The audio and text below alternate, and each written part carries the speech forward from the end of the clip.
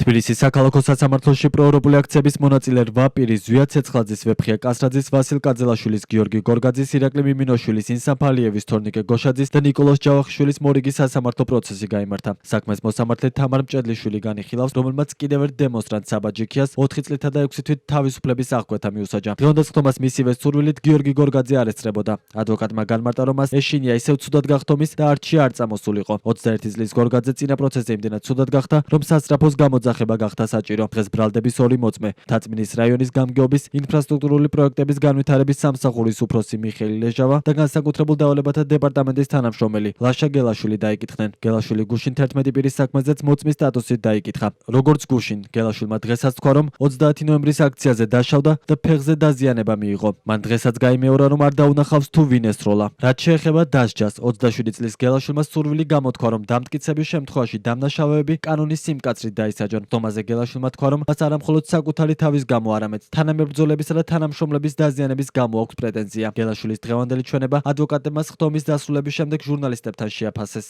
მოწმის ნაწილში უნდა ითქვას, რომ ეს ადამიანი იყო იურიდიული ფაკულტეტის მეორე კურსის სტუდენტი ერთ-ერთ უნივერსიტეტში და ამასთანავე 2 წელია უკვე როგორც თავად აღნიშნა არის განსაკუთრებულ დავალებათა დეპარტამენტის ოფიცერი, რაც ბუნებრივია ძალიან ბევრ ეჭვს აჩენს თუ რა კვალიფიკაციით ან რა პროცედურით იქნა ეს პირი ჩარიცხული შინაგან საქმეთა სამინისტროს რიგებში. მოვლენების აღწერისას მან აღნიშნა, რომ იმყოფებოდა ისეთ ადგილზე, სადაც ყოფნას არ ედავებიან არც ერთ იმ ადამიანს, რომელსაც დღევანდელ პროცესზე ჰქონდა ბრალდებული სტატუსი. უფრო ზუსტად ის იმყოფებოდა, როგორც თავად აღნიშნა, პარლამენტის წინა მხარეს რუსთაველის გამზირის მომიჯნავედ და არც ერთი ვიდეო მტკიცებულება, რომელიც წარმოდგენილი, არც ერთი ეპიზოდი, რომელიც ამ ბიჭებს აქვთ ბრალად წარდგენილი, არ არის მომხდარი ამ ადგილზე. ანუ პროკურატურა ცდილობს, რომ მომხდარი ან არ მომხდარი ფაქტები, სავარაუდო დანაშაულის ეპიზოდები მიაწეროს იმ ადამიანებს, რომლებიც ფიზიკურად არც კი ყოფილან იქ ადგილზე. გუშინდელთან შედარებით ერთ და იგივე მოწმემ გუშინ თქვა, რომ კანონით დაისაჯოსო, შესაბამისად დღეს სიმკაცრითო.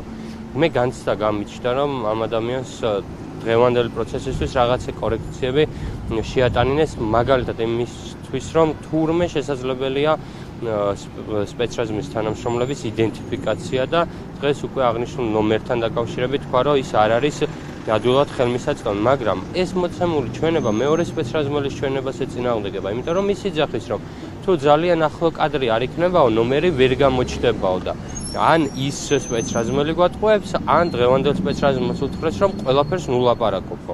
აქედან გამომდინარე, მოცემულობა არის პირველი თავის თავს შეეწინააღმდეგება, მეორე თავისივე თანამშრომელს შეეწინააღმდეგება. ასევე მნიშვნელოვანი გარემოება არის ის, რომ ამ სპეცრაზმელმა დაასახელა, ჩემთან ერთად სხვა ადამიანებიც დაზიანდნენ და გვარები მოვთხოვე, რომ მითხარი გვარები ერთი ვინ დაზიანდნენ და რაღაც გვარები თქვა, რომლებიც საქმეში არ ფიგურირებენ და არ ვიცი, ბრალდების ხარე ვინმე დაზიანდა და მალავს და არ იძახის აღნიშნულთან დაკავშირებით. ესაც მიუთითებს იმას, რომ აღნიშნული პიროვნება ან შეცდომაშია შეყვანილი, ან განზრახ იტყუება.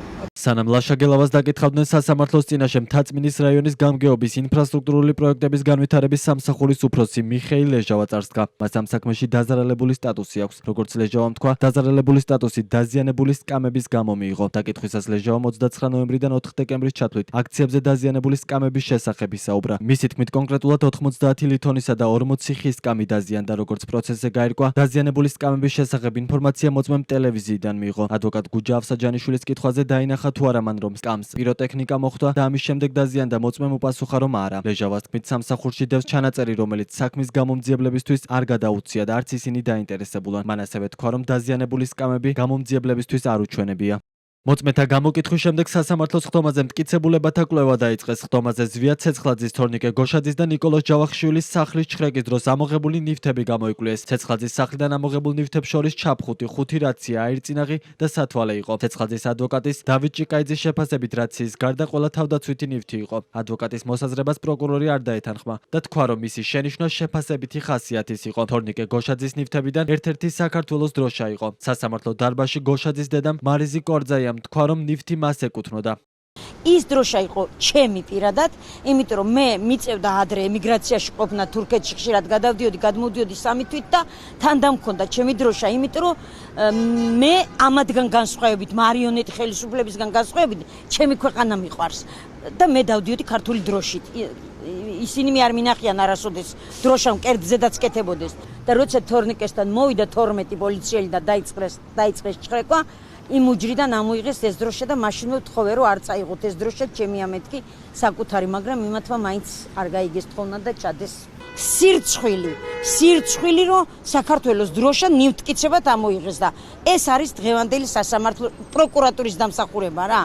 რომ დროშა და თქვა კიდეც მოსამართლემ რომ იმედია ვიღაც არ გადაიღებდით და ამას არ გააშუქებთო რა და რას ნიშნავდა მოსამართლის ნათქვამი ვერ გავიგებ. თვლი რომ სირცხვილს სავარაუდოდ რომ ნივთკიცებაში იყო დროშა. ხდომის დასრულების შემდეგ ადვოკატმა გუჯა ავსაჯანიშვილმა თავისი დაცვის ქვეშ მყოფი პირის ნიკოლოზ ჯავახიშვილის შესახებაც ისაუბრა. მისი თქმით, ამ დრომდე საქმეში ერთი მტკიცებულებაც არ არის, რომელიც ჯავახიშვილის მიერ დანაშაულის ჩადენას დაამტკიცებდა.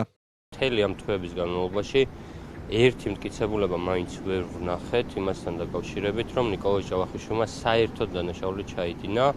მე უახლოეს დღეებში ნიკოლოზ ჯავახიშვილის კადრს, რომელი კადრიც არის მოტანილი, შენელებულად საზოგადოებამ რომ იხილოს გავავრცელებ იმას დაკავშირებით. მე და ყველა ადამიანი, ვინც ამას უყურებს, თვლის, რომ აქ გასროლა არის ჰაერში, ექსპერტმაც ეს თქვა და საზოგადოებისთვისაც რომ იყოს ხელმისაწვდომი და ნახონ ყოველივე ეს. დაკავებულებიდან სამს ზვიად ცეცხლაძეს, ვეფხია კაცრაძეს და ვასილ კაძელაშვილის ჯგუფური ძალადობის ორგანიზებასა და ხელმძღვანელობასედავებიან. მათ 6-დან 9 წლამდე თავისუფლების აღკვეთა ემუქრებათ. ბრალდებულებიდან 5-ს გიორგი გორგაძეს, ირაკლი მიმინოშვილს, ინსაფ ალიევის, თორნიკე გოშაძეს და ნიკოლოზ ჯავახიშვილს ჯგუფურ ძალადობაში მონაწილეობას εδავებიან. მათ 4-დან 6 წლამდე თავისუფლების აღკვეთა ემუქრებათ.